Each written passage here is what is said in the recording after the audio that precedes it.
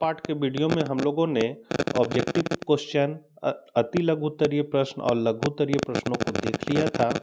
इस वीडियो में हम लोग दीर्घ उत्तरीय प्रश्नों को देखेंगे। ये सेकंड पार्ट का वीडियो है। फर्स्ट पार्ट का वीडियो यदि आप लोगों ने नहीं देखा है तो वीडियो के आखिरी में उसका मिल जाएगा आपको लिंक, या फिर आप डिस्क्रिप्शन में या ऊपर आई बटन में भी देख सकते हैं। तो हम लोग दीर्घ उत्तरीय प्रश्न को शुरू करते हैं। वीडियो थोड़ा लंबा हो सकता है, आप लोग धैर्य बनाए रखें। सारा परीक्षा उपयोगी प्रश्न है। चैनल पर पहली बार है तो सब्सक्राइब कर लें। तो 47 नंबर क्वेश्चन है, एकाधिकार से आप क्या समझते हैं? इसके अंतर्गत मूल निर्धारण को समझाएं। क्या एक एकाधिकारी ऊंची कीमत पर अधिक वस्तुएं बेच सकता है? स्पष्ट करें। तो एकाधिकार से क्या समझते हैं, पहले हम लोग इसको जानेंगे। तो यहाँ पर है कि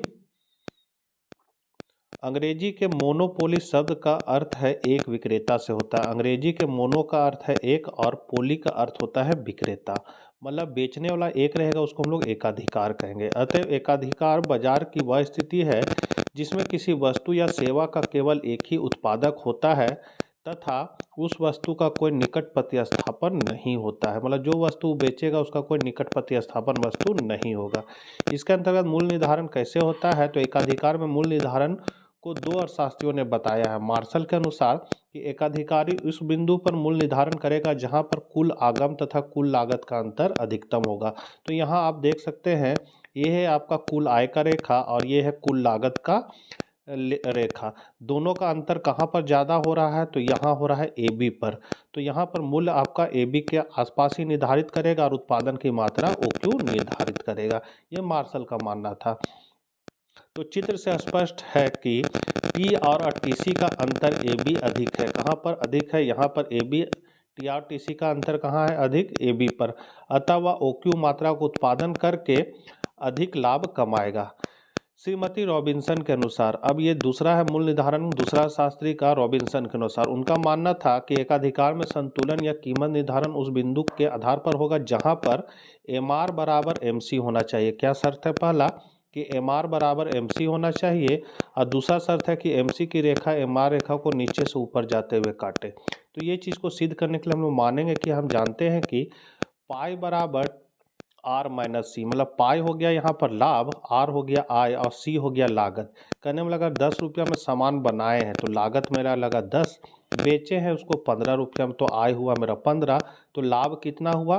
तो आर माइनस सी कर देंगे, मतलब 15 माइनस 10 कर देंगे तो मेरा 5 क्या हो जाएगा? लाभ हो जाएगा। इस तरह हम लोग लाभ को निकालेंगे।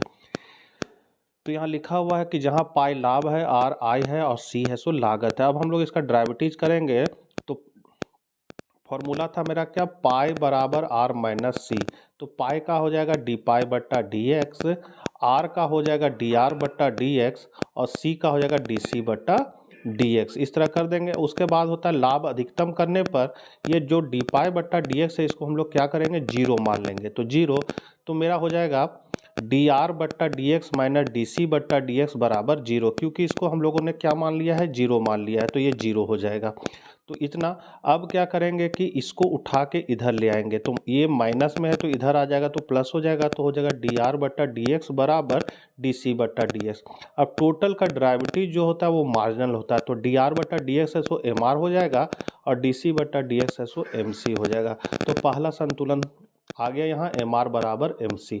अब दूसरा शर्त है कि नीचे से काटे, तो इसके लिए जो आप यहाँ पर फर्स्ट डेरिवेटिव ये निकाले हैं इसी का हम लोग क्या करेंगे? ये जो मेरा फर्स्ट डेरिवेटिव है इसी का हम लोग सेकेंड डेरिवेटिव लिखा है। तो ये जो फर्स्ट है इसको हम लोग लिख सकते हैं डी स्क्वायर पाई बट्टा डी एक्स स्क्वायर। तो इस तरह ये सेकेंड डेरिवेटिव होगा।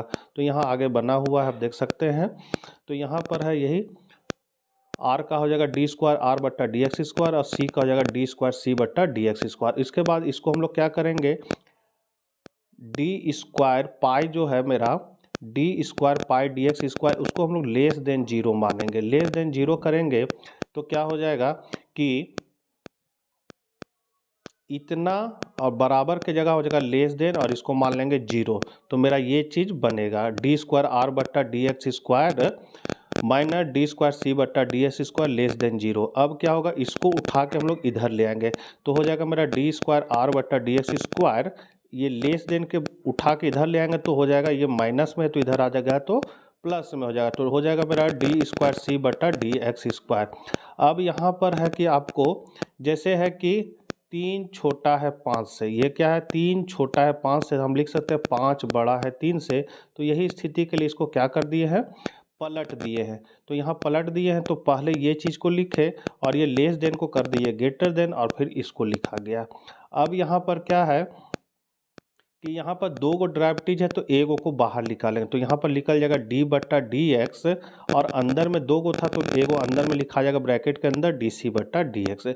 इसी तरह सेम यहाँ भी निकालेंगे, d² है तो एक d बाहर चल गया, नीचे है dx² तो एक dx² बाहर चल गया, एक dx बाहर चला गया, तो ब्रैकेट के अंदर मेरा बचेगा dr/dx बच जाएगा।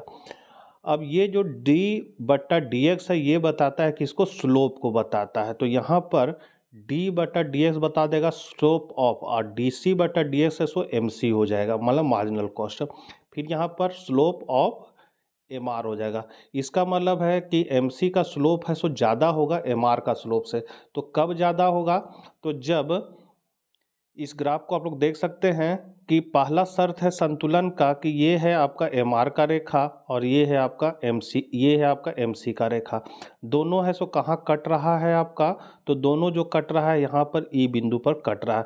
तो यहाँ पर जो है mr बराबर mc भी हो रहा है, और mc रेखा जो है, ये mc रेखा जो है वो mr रेखा को क्या कर रही है, तो नीचे से ऊपर जाते हुए काट रही है। कहाँ से, ऐसे नीचे से ऊपर जाते हुए काट रही है, इसलिए संतुलन यहाँ हो जाएगा। यहाँ से एक खड़ी रेखा AR तक खींचे, तो AR जो होता है वो मूल्य का रेखा होता है, मतलब AR जो है वही मूल्य का भी रेखा होता है, इसलिए बाजार में मूल्य कितना निर्धारित होगा OP, और उत्पादन की मात्रा होगा निर्धारित OQ।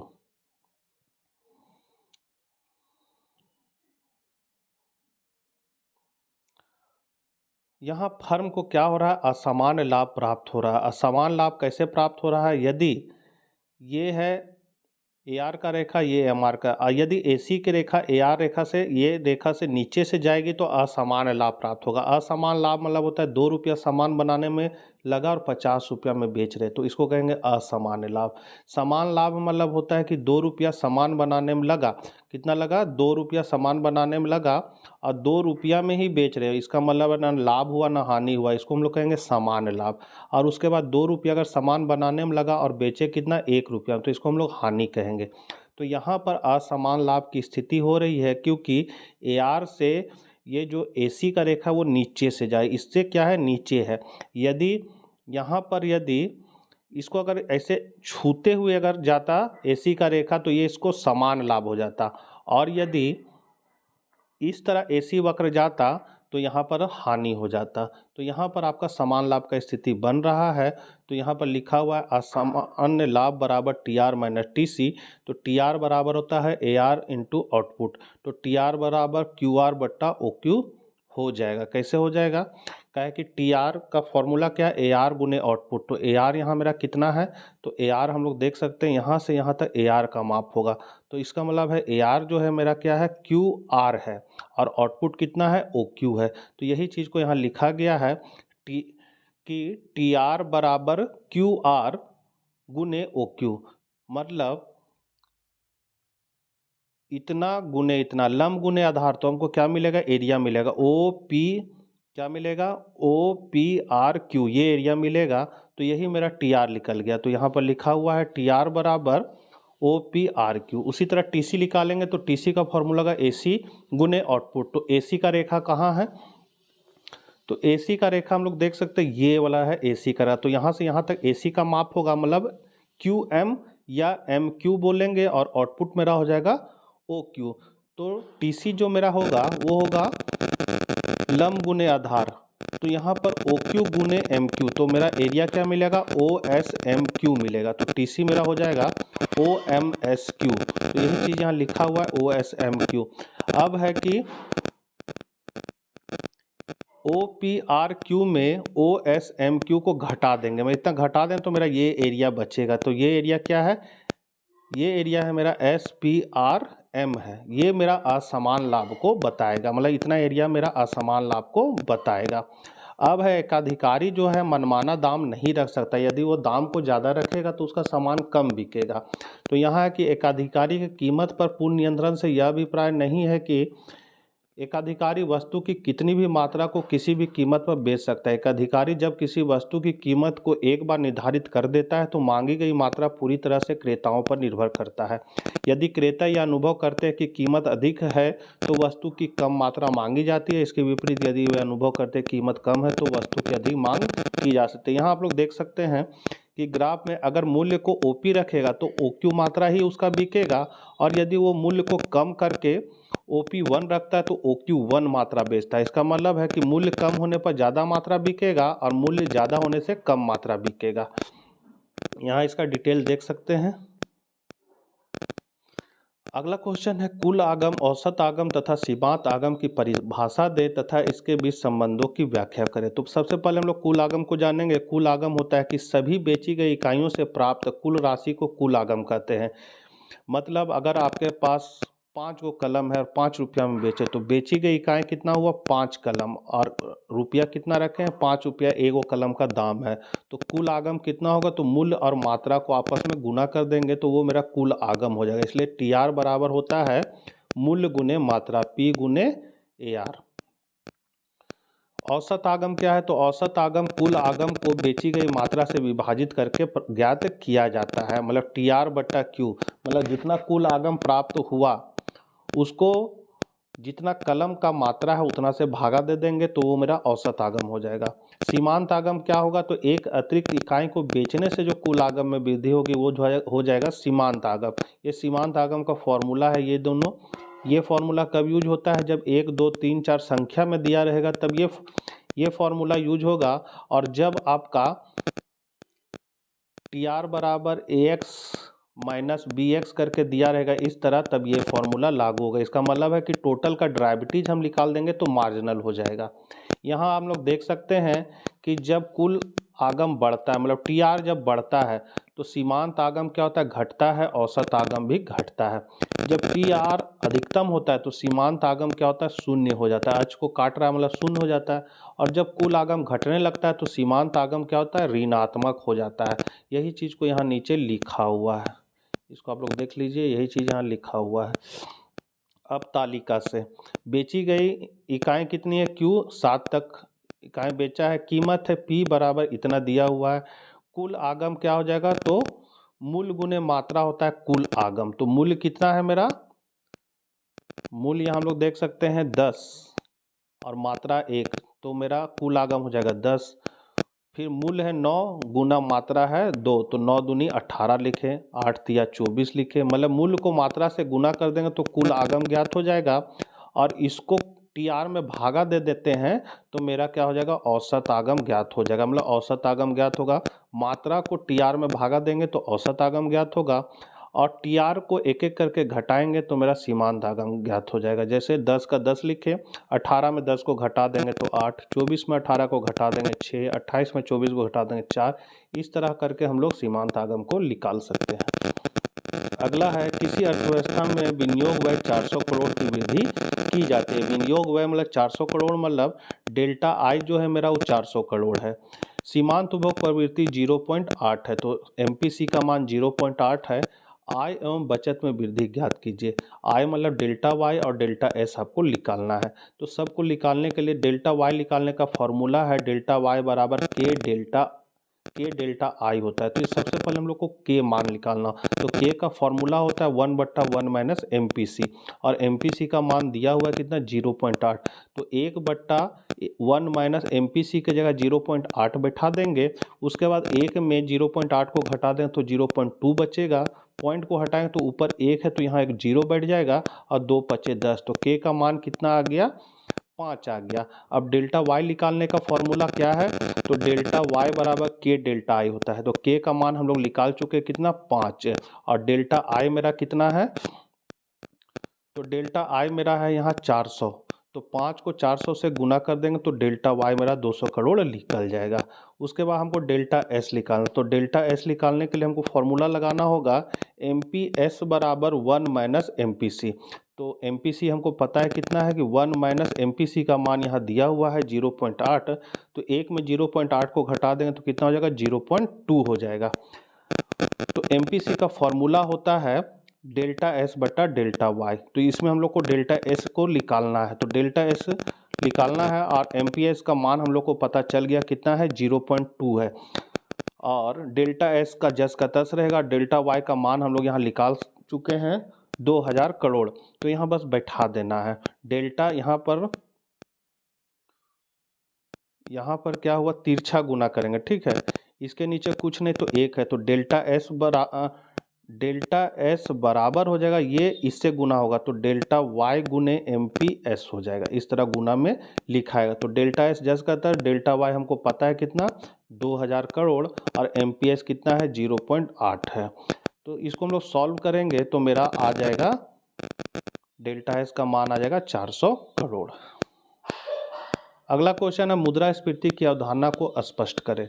तो प्रोफेसर कौथर के अनुसार मुद्रास्फीति वह स्थिति जिसमें मुद्रा का मूल्य गिरता है अथवा वस्तु का मूल्य बढ़ता है। कहने मतलब मुद्रा की जो क्रय शक्ति होती है वो कम होने लगती है। मुद्रास्फीति में सामान का दाम तेजी से बढ़ने लगता है, हमको ज़्यादा पैसा दे के वो सामान खरीदना पड़ता है। ऐसी स्थिति को ही हम लोग मुद्रास्फीति कहते हैं। तो इसके कारण क्या है, तो मांग प्रेरित स्फीति। जब मुद्रा की मात्रा बढ़ती है तो मांग में वृद्धि होती है, किंतु वस्तुओं सेवाओं की मात्रा में वृद्धि नहीं होती, जिससे कीमत स्तर में वृद्धि हो जाती है। कहने मतलब है मांग प्रेरित मतलब आदमी कभी भी सामान खरीदने के लिए मांग कर सकता है, लेकिन उस हिसाब से बाजार में सामान अगर पूर्ति नहीं होगा तो उसका दाम तेजी से बढ़ने लगेगा, जिसको हम लोग मांग प्रेरित स्फीति कहेंगे।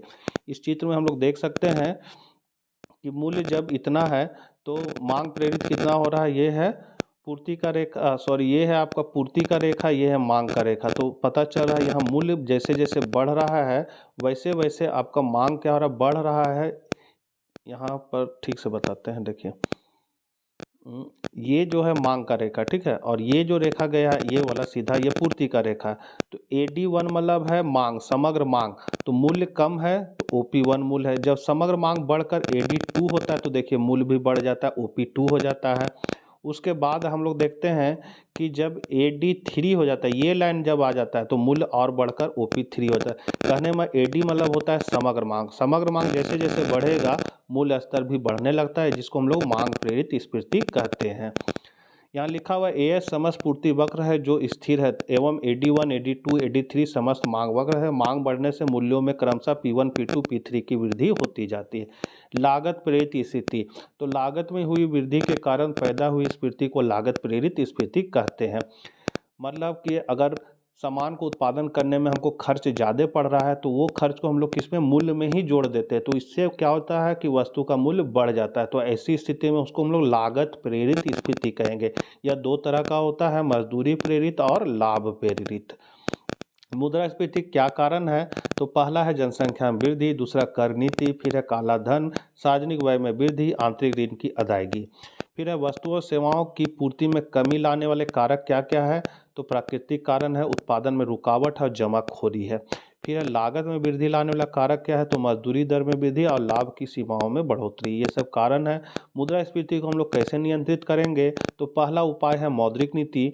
मौद्रिक नीति मतलब जो रिजर्व बैंक ऑफ इंडिया जारी करता है, अपना नीति लगाता है मुद्रा को कम करने का, उसको हम लोग मौद्रिक नीति कहते हैं। तो इसमें क्या करेगा, तो मुद्रा की मात्रा को कम करना, बैंक दर की नीति अपनाना, खुले बाजार की क्रिया है, उस्तर पराक्षर अनुपात है, प्रत्यक्ष कार्यवाही करता है।